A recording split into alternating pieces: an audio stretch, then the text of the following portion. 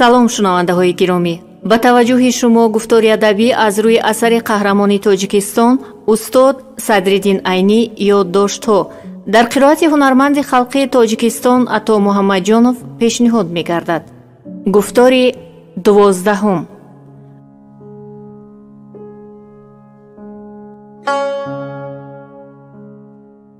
он вақтҳо дар Бухоро одат ин буд ки баъзе муллобачаҳои қашшоқ дар моҳи Рамазон ба пеши ягон қозии шинос мерафтанд.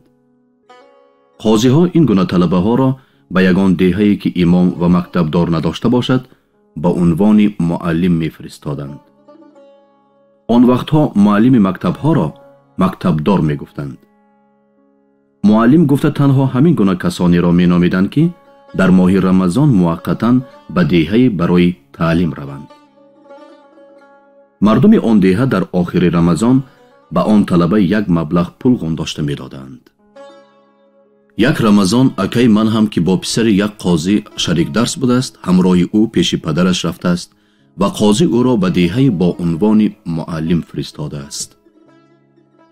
падарам ин воқеаро аз куҷо буд шунида оташин шуда ба хона омад ва чунон дар хашм фурӯ рафта буд ки тамоми аъзояш меларзид. ӯ бисёр асабӣ буд ва ба Қурбонниёз тағоиям ки он рӯзҳо дар хонаи мо буд гуфт: шаҳр рафта Муҳиддинро гирифта биёр. худам мерафтам, аммо метарсам ки дар пеши муллаҳо ӯро зада ҳам худамро ва ҳам ӯро биобрӯй кунам. тағоиям баъд аз 3 рӯз акамро овард.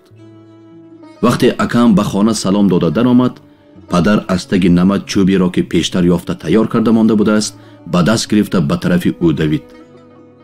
аммо тағоӣ ба модарам ӯро нигоҳ дошта гуфтанд ки ин карад ӯро насиҳат кунад. падарам маҷбур шуд ки масъаларо бо насиҳат ҳал кунад, аммо ин насиҳат аз чӯбзанӣ ҳам сахттар буд. қозиҳо хук мебошанд, гуфт ӯ. онҳо аз ҳар куҷо мурдориҳо ёфта мехӯранд ва мехӯронанд ва ҳар муллобачае ки ба хонаи онҳо равад хукбача мешавад. агар одам шудан хоҳӣ, ба як порча нони қоқе ки ман ёфта мефиристонам ва ба як коса об ки аз ҳар ҷо ёфтани вай мумкин аст қаноат кун. агар хук шуданро хоҳӣ, дар миёнаи ману ту алоқаи падариву фарзандӣ намемонад. акам қавл дод ки минбад ба хонаи қозиҳо наравад. имоми деҳаи мо як муллои динтароши дарвозӣ буд. ӯ дар бозорҳо мардумро насиҳат карда, аз корҳои ғайришаръӣ ман карда ва ба корҳои шаръӣ далолат намуда мегашт. дар он вақтҳо дар бозорҳо монанди обфурӯшон касоне буданд ки чилим бардошта мегаштанд ва ба касони чилимкаши бозор чилими худро кашонда аз онҳо чизе меситонданд. ин гуна одамонро поякӣ меномиданд. поякиҳо одатан чилимҳои сарак, поинакаш нуқра мебардоштанд ки чилимкашон ба чилими онҳо бештар рағбат кунанд. имоми деҳаи мо дар як рӯзи бозори Ғиждивон аз ҳамин гуна чилимҳо 3 таашро шикастааст ки мардумро аз чилимкашӣ боз дорад ва ӯ ин кори худро дар лаби ҷӯи деҳа ба мардум бо як мағрурии диндорона ҳикоят кард. падарам ки дар он ҷо буд ба имом гуфт: нодуруст кардаед. чаро? имом оташин шуда пурсид. аввал ин ки, гуфт падарам, ҳаром будани дуди тамоку аз рӯи шариат маълум нест, чунки дар вақти пайдо шудани дини ислом чилимкашӣ набуд. ниҳояташ ин аст ки як чизи зарарнок аст ва зарараш ҳам ба касони оид аст ки чилим мекашанд. дуюм ин ки бо шикастани 3 чилим чилимкашон аз кори худ тавба намекунанд, лекин бо шикастани онҳо ба соҳибонашон ки дар ҳақиқат як гадои бовасиланд як маблағи калон зарар мешавад. агар чилимкашӣ дар бозор аз тарафи шумо ё ҳукумат тамоман манъ карда шавад, поякӣ метавонад ки он чилими қиматбаҳои худро фурӯхта чанд гоҳ худашро ва зану бачагонашро сер кунад. ба ин суханҳо имом бо оташинӣ ҷавоб дод: шумо як савод дорам гуфта ҳамеша ба муллаҳо пешхезӣ мекунед ва корро ба ҷое расондед ки ба амри маъруф ҳам роҳ намедиҳед. одамон гумон доштанд ки ҳамин замон инҳо ҷангида даст ба гиребон мешаванд, аммо бархилофи чашмдошти онҳо падарам ба имом чизе нагуфт ва аз ҷояш хеста ба тарафи хона рафт. ман ҳам аз дунболи ӯ давидам. падарам вақте ки ба ҳавлӣ даромад, харро туқум зад ва ба хона даромада саллаашро баста, ҷомаашро пӯшид.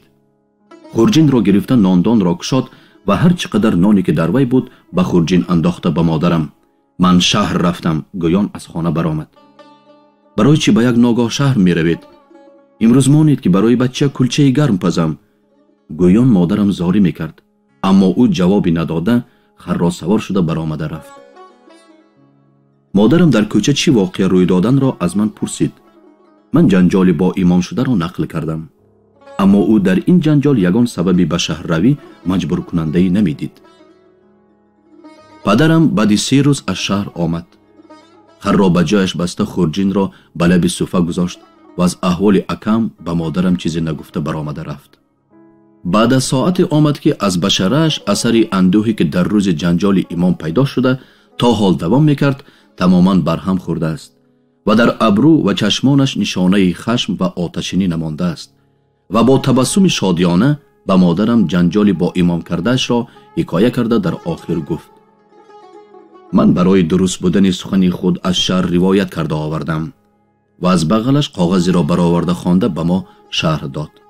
мазмунаш ин буд: талаф кардани мол, хоҳ моли худи талаф кунанда бошад ва хоҳ аз они каси дигар, дуруст нест, ва агар талафгор моли каси дигарро талаф карда бошад, ба замми ин ки ӯ бо ин кораш гунаҳкор ба шумор меравад, маҷбур аст ки мисли моли талаф кардаашро ё арзишашро ба соҳиби он мол гардонад.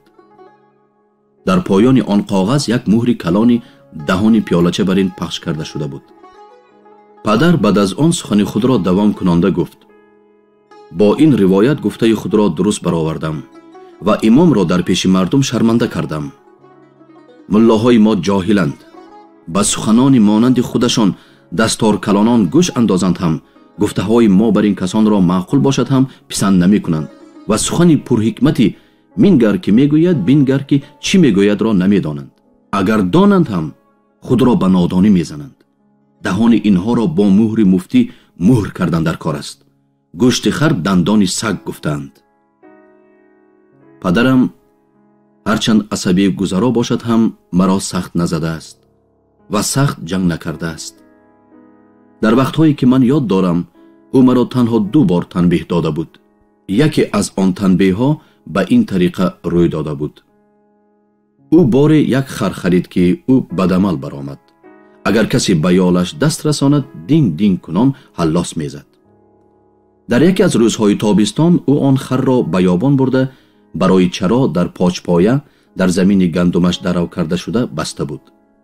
вақте ки рӯз пешин шуда гармӣ шиддат кард, ба ман гуфт: ёбон рафта харро гирифта биёр, лекин савор нашав ки дастат нохост ба ёлаш расад, динг динг карда туро меафтонад.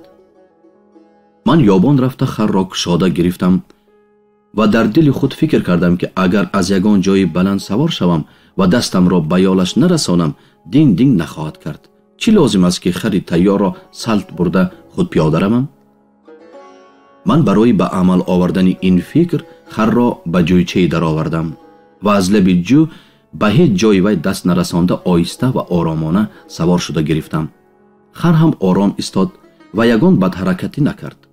лекин вақте ки харро аз ҷӯйча мебаровардам, пешаш баланд ва тарафи думаш паст шуд. ман бар болои хари бетуқум пастноки ғижда қариб буд ки аз сағрияш шорида афтам ва барои нигаҳдории худ аз ғалтиш беихтиёрона бо 2 дастам ба ёли хар часпидам. хар ба динг динг кунӣ ва ҳаллосзанӣ даромад. ман аз тарси ғалтидан ҳар қадар ки ба ёли вай сахттар мечаспидам, динг динги вай ҳам ҳамон қадар зиёдтар мешуд. оқибат муаллақзанон ба замин ғалтидам. дасти ростам гӯё ки вайро аз орин шикаста ё бурида гирифта бошанд, ҷонгудозона дард кардан гирифт ва хар дар ҳолате ки дар ҳар ҳаллос задан 2 пои пасашро ба ҳаво баланд карда ба росту чап алвонҷ медод, ба тарафи ҳавлӣ рафт. маро аз дарди даст зиёдтар тарси падар дар ташвиш медошт. ман аз гуфти ӯ баромада ҳам барои ӯ ва ҳам барои худ кулфати сахте пеш оварда будам ва худро сазовори ҷазои сахт медонистам. баъд аз дақиқаи худро рост гирифтам, аммо дарди даст боз ҳам шиддат кард ва гӯё ки чангчаи آهنینی به بدنم در آمده دل، شوش، دست و بازویم را در یک جا به طرف زمین می کشیده باشد مرا به نشستن مجبور کرد. در همین وقت پدرم از طرف حولی نمودار شد و من هم مهیای شته و شلاق شده به خودداری کردن عزم نمودم. پدرم رسیده آمد اما مرا نزد و جنگ هم نکرد. بعد از دیدن دست ضرب خورده من همین قدر گفت که از گپ من برآمده از دستت جدا شدی. از بس که این دست راست است برای تو باز هم سخت است چون که اکنون خط نوشته نمی توانی. این سخن آخرین پدرم مرا چنان عذاب داد که اگر 100 خیمچه میزد این قدر عذاب نمی کشیدم. پدرم با رویمالش دست مرا به کیفتم آویزان کرد و از دیه اسب یافته آورده مرا به پشت خود به اسب سوار کرده به غژدوان به پیش شکسته‌بند برد. نظر به دریافت شکسته‌بند دست من از دو جا هم از آرنج و هم از بندش برآمده بوده است که جا به جا کرد. در وقت جا به جا کنی شکسته‌بند چنان سخت شد که صدای شقیری کرده به جایش در آمدن استخوان آرنج شنیده شد. درد جا به جا کنی نسبت به درد از جا برایی چند درجه زیادتر بود. لیکن از ترس پدر و از شرم شکسته‌بند من خودداری کردم و داد نگفتم. پدرم این گونه پرطاقتی مرا دیده آفرین پسرم گفت. بعد از تماما درست شدن دستم و از یادم برآمدن آن فلاکت روز پدرم مرا به پیش خود جیغ زد. رفتم از بند دست چپم نگاه داشت و با دست دیگرش خیمچه ای را از تگ نمد گرفته به ساق پایم یک بار دو بار زد. هوشیار باشو، به گوش خود نگاه دار که بعد از این اگر از گپ من برای سخت میزنم. فهمیدی؟ فهمیدم. تنبیه دویومی که از پدر دیدم به این طریقه روی داده بود. در نزدیکی دیهای ما سوی پل ایشان نام بازارچه‌ای بود که از خانه ما 2 کیلومتر دوری داشت. روزی مرا پدر به آنجا فرستاد که نمک خریده آرم. در بازگشتم از بازار از شناسهای پدرم کسی به من واخورده چند گپ تعیین کرد که به او گویم. من تا به خانه آمدن نه تنها سخنان او را حتی خود او را هم از یاد برآوردم. وقتی که پدرم از شناسها در بازار کیها را دیدنم را پرسید آن آدم به یادم آمد و به او خبر دادم که فلانی را دیدم. چی گفت؟ گفته پرسید پدرم. چون همه گپ‌های وی از یادم برآمده بودند در جواب این پرسش چند دهن گپ از خود ساخته بافته گفتم. مگر آن سخنان من بی منطق و دروغ بودنشان ظاهر بود است که پدر باز پرسید. باز سخنان او را از خاطر نبرآورده باشی؟ شاید گپ‌های دیگر گفته باشد. نه همین طور گفت. گویان دروغ خود را تأکید کردم. بعد از چند روز دیگر آن آدم به خانه ما آمد. پدرم بعد از به مهمانخانه در آورده شناندن او مرا جیغ زده به پیش او شناند و از وی پرسید. شما به واسطه این به من چی ها گفته فرستاده بودید؟ او گپ‌های تعیین کرده‌اش را نقل کرد که از گپ‌های من گفتگی تماما دیگر بودند. من از خجالت در زیر عرق ماندم. پدرم از گوش من سخت داشته تاب داده ایستاده به من گفت. بعد از این هر چیزی را که بینی با دقت ذهن مانده نگاه کن. هر گپ را که شنوی با دقت گوش انداز و اگر کسی به تو چیزی گوید یا کاری فرماید فهمیده باشی هم دوباره پرسیده به یاد گیر و احتیاط کن که گپ از یادت نبراید. اما هیچگاه دروغ نگوی که هم شرمنده میشوی هم بدنام. حالا تو دو گناه داری. یکم آن که گپی تعیین کرده را از یادت برآوردی، دویم آن که به جای آن گپ ها از خود دروغ بافته گفتی. اگر همان وقت تو گپ های تعیین کرده اشان را فراموش کرده هم میگفتی من تو را به پیش این کس شرمنده نمی کردم. رو بازی کن. این تنبیه پدرم برای من یک تعلیم بسیار فایده‌مند شد که در حیاتم تأثیری کلان کرد و مرا با دقت کاری تربیت نمود. فراموش نکردن گپ ها، حادثه ها، چیزها و آدم ها را به من یاد داد. من شعرها را هرچند مخصوصا یاد کنم هم زود از یاد میبرارم.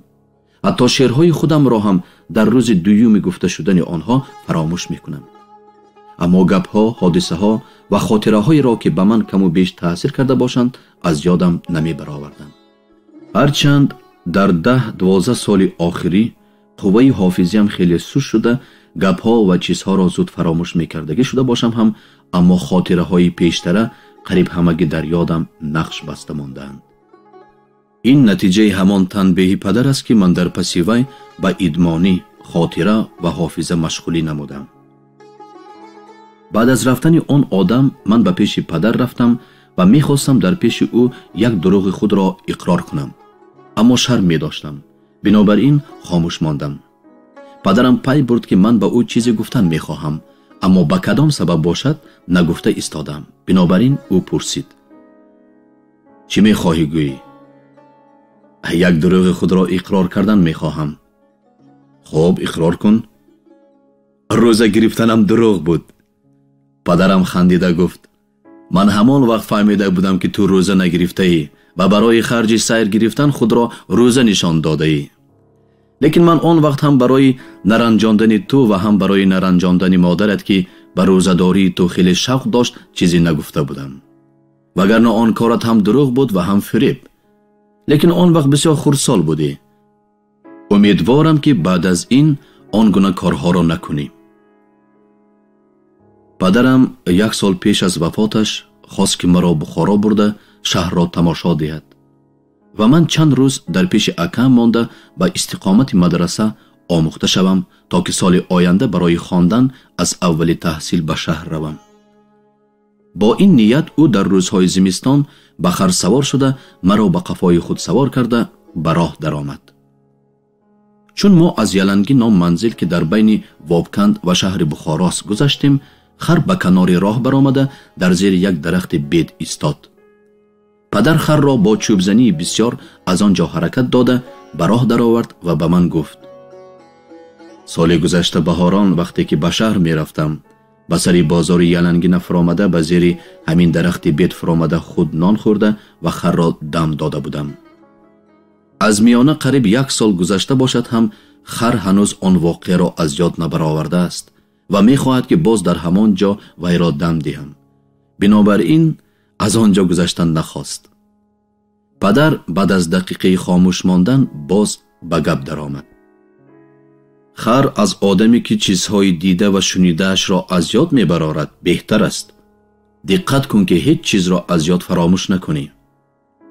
падарам бо ин таълими дар боло нақл карда шудаи худро бо як мисоли бисёр соддаи авомона таъкид ва зернишин карда буд. аввалин ёддоштҳоям дар бораи Бухоро ва мадраса. мо вақти хуфтан ба шаҳри Бухоро расида, аз дарвозаи Самарқанди он ба даруни шаҳр даромадем. назар ба қавли падарам, агар 5 дақиқа дер мекардем, дар беруни шаҳр мемондем, чунки дарвозаҳои шаҳр дар вақти хуфтан, яъне баъд аз 1.5 соати фурӯ рафтани офтоб баста шуда, калидҳояшон ба миршаби шаҳр фиристода мешуданд. даруни шаҳр торик буд. дар дарвозахонаи шаҳр дар пеши дарвозабон як пилсӯз, ки бо пилта ва равғани зағир месӯхт, рӯшноии хирае медод. ғайр аз ин дар ягон ҷои кӯчаи шаҳр шамъе, чароғе ё фонусе набуд. азбаски ҳавлиҳои Бухоро дар тарафи кӯча дарича ва равзане надоштанд, аз онҳо ҳам ба кӯча рӯшноие намеафтод. кӯчаҳои танг, ки дар ду тарафи онҳо хонаҳои 2 ошёна ва 3 ошёна бино ёфта буданд, манзараи гӯрмонандеро ба ёди кас меоварданд. мо аз кӯчаҳои ин шаҳри торикистон андӯҳгинона раҳсипор гардида ба пеши мадрасаи Мири Араб расидем, ки акам бо Сайд Акбар дар он ҷо истиқомат доштанд. аз тарафи ғарбии мадрасаи мазкур як рӯшноии дудолуди ба назар намоён гардид ва садои нақораҳо ва сурнайҳо ҳам аз он ҷо мебаромад. маълум шуд, ки дар он ҷо дар байни саҳни мадрасаи Мири Араб ва масҷиди Калон чавкӣ, базми умумии подшоҳӣ барпо шуда будааст. дар он вақтҳо одат ин будааст, ки амир берун аз қасри марказии худ, арк, дар кадом ҳавлие ки манзил кунад, шабона дар наздикии он ҳавлӣ чавкӣ, яъне базми умумии кӯчагӣ ташкил мекардааст. ман дар он шаб нахустин бор чавкиро тамошо кардам. дар як майдони танги чуқур, ки тахминан 10 метр бар ва 20 метр дарозӣ дошт, тамошобини бисёре ғун шуда буд. дар миёнҷои майдон тӯдаи оташ буда доирадастон дар пеши вай қатор нишаста буданд. қариб 20 нафар раққос-писарони амради кокилдор дар пеши доирадастон сурудхонӣ ва раққосӣ мекарданд. дар пеши онҳо як уйғури пурравған буда латтакӯҳнаҳое ки дар дарунаш буд машъалвор месӯхт. ясавулони чӯб дар даст тамошобинонро зада дур мекарданд ки ҳуҷум оварда раққосон ва доирадастонро зер накунанд. ин базм ба ман маъқул нашуд, чунки вай аз маҷлиси базм зиёдтар ба маҷлиси тарфбозии ғиждувониён монанд буд. падарам хурҷинро фуроварда пеши ман монда худ харро бурда ба сарой баста омад. мо бо ӯ ба мадраса даромадем. мадрасаи мири араб яке аз беҳтарини мадрасаҳои бухоро буда пештоқи баланд ва миёнсарои хушҳавое дорад. мо аз дарвозаи мадраса даромада ба дасти рост баргаштем. дар он ҷо зинае буд ки мо ба вай боло баромадан гирифтем. зина торик ва печ дар печ буд. падарам овоз дода боло мешуд ва ман низ аз паси ӯ бо аломати овозаш зинапояҳоро даст карда бо эҳтиёт пой монда боло мешудам. баъд аз зина тамом шудан ҳам торикӣ тамом нашуд, чунки сари зина ба ҷое мебаромад ки атроф ва болояш пӯшида буд.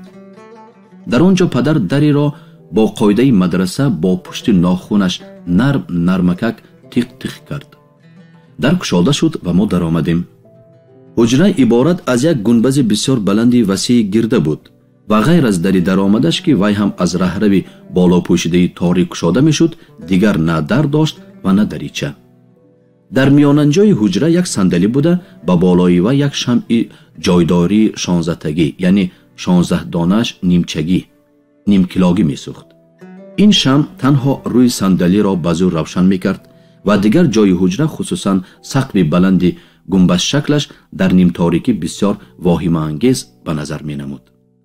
дар вақти даромадани мо акам дар пойгаи ҳуҷра машғули ошкашӣ буд ва Саид Акбар ки ӯ дар деҳа лақаби Парвардигорхоҷаро ёфта буд, дар пеши сандалӣ менишаст. баъд аз вохӯрдӣ ва пурсупоси муқаррарӣ ва гузашта нишастани мо дар атрофи сандалӣ, акам ошашро кашида овард. ош иборат аз палави гӯшти мурғноки серравғани балаззат буд. дар вақти ошхӯрӣ падарам пурсид: шумоён гӯшти мурғро аз куҷо ёфтедон? ба ин пурсиш акам ҷавоб надод, аммо Парвардигорхоҷа ҷавоби батафсиле дод. назар ба тафсилоти ӯ, амир Абдулаҳад ки он сол соли 3 подшоҳияш буд, як одат бароварда будааст. он одат иборат аз ин будааст ки аз арк берун дар ҳар ҳавлие ки манзил кунад, аз мадрасаи наздик ба он ҳавлӣ баъд аз шом оши мадрасагӣ мепурсидааст.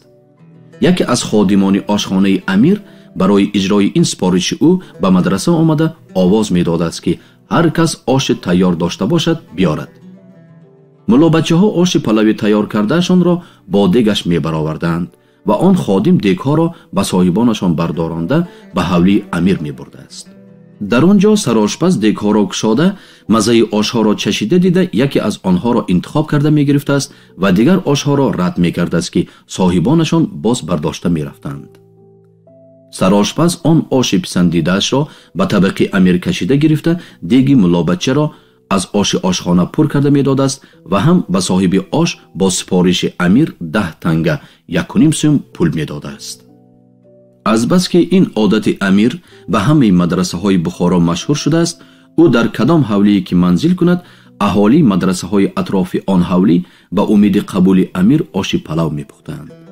чун имшаб амир ба наздикии мадрасаи мири араб манзил кардааст, дар 143 ҳуҷраи ин мадраса ҳам оши палав пухта шудааст.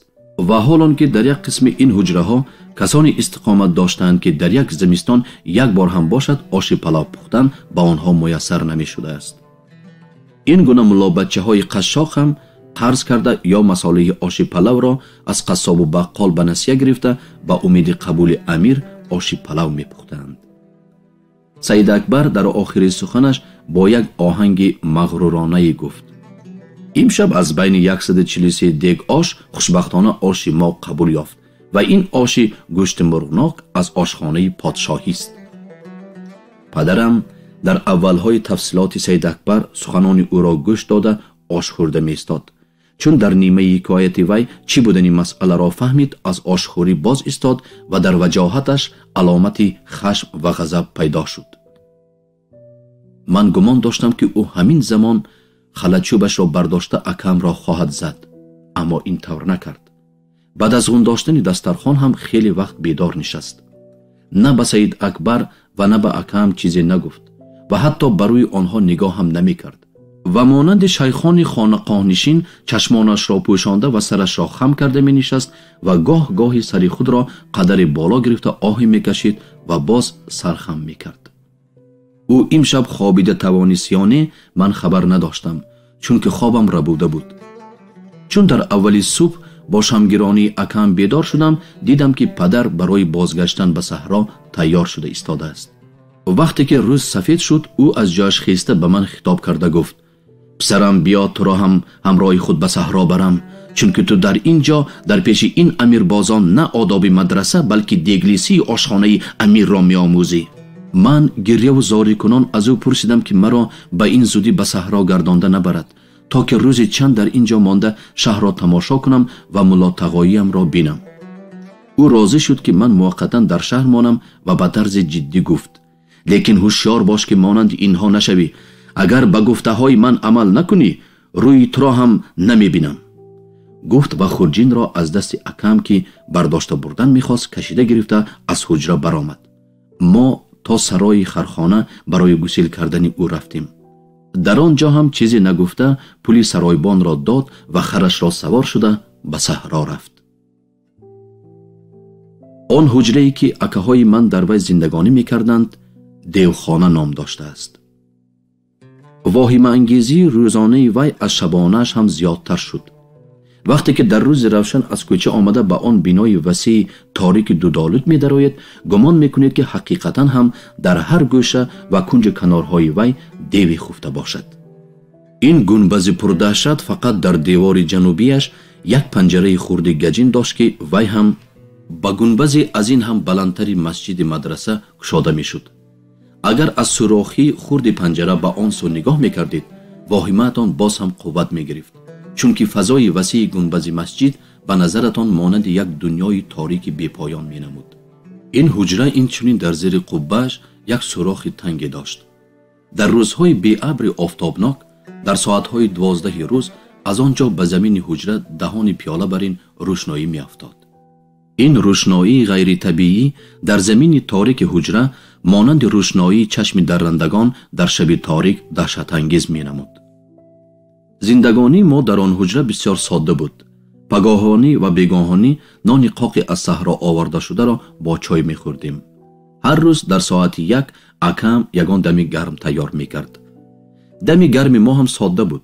ماش و برنج، بعضن کچری و گاه پیابکی با نان قاق خیلی خوشخور می شد.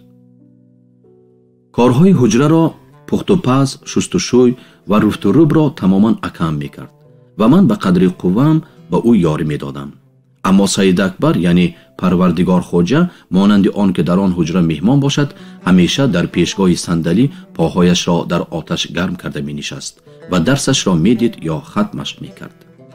گپی که او می زد تنها همین بود که از اکم با آهنگی حاکمانه می پرسید: طعامتان کی تیار می شود؟ یا اینکه کی چای دم می کنید؟ اکم به این پرسش های او با زبانی خوش و چهره گشاده جواب می داد. اما من در غضب می شدم و در دل خود خوشمعاملگی اکای خود را در این موردها نادرست می شمردم. من امسال به ساخت حجره ها و احوال زندگانی بیرونی طلبگان مدرسه میر عرب و به کر و فر مغرورانه کلانان آن مدرسه یک درجه واقف شدم. مدرسه میر عرب اساساً دو آشیانه بوده. حجره های اساسیش خواه در آشیانه یکم باشد و خواه دویم پیشرواق داشتند. گلدسته هایش حجره های 4 آشیانه و گوشه های درونیش حجره های 3 آشیانه داشتند.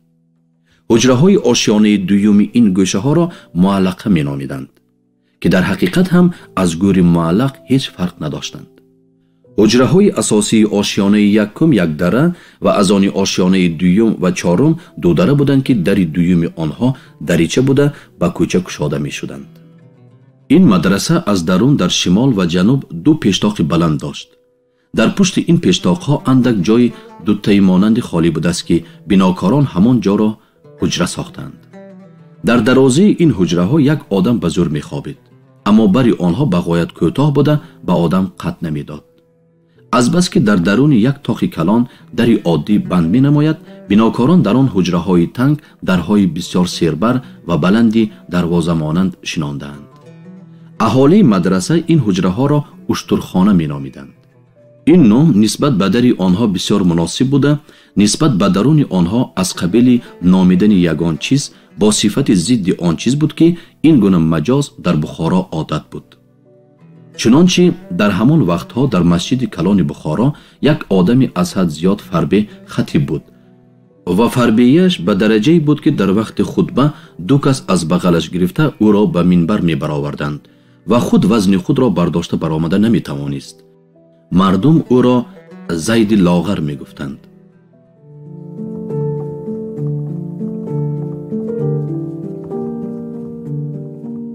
шунавандаҳои гиромӣ, шумо гуфтори адабиро аз рӯи асари қаҳрамони Тоҷикистон устод Садриддин Айнӣ ёддоштҳо дар қироати ҳунарманди халқии Тоҷикистон Ато Муҳаммадҷонов шунидед. анҷоми гуфтори 12. коргардони овоз Ҳалима Насибуллина, танзимгари овоз Карим Толибов, муҳаррир Шукруллоев. гуфтор соли 1978 сабт шудааст.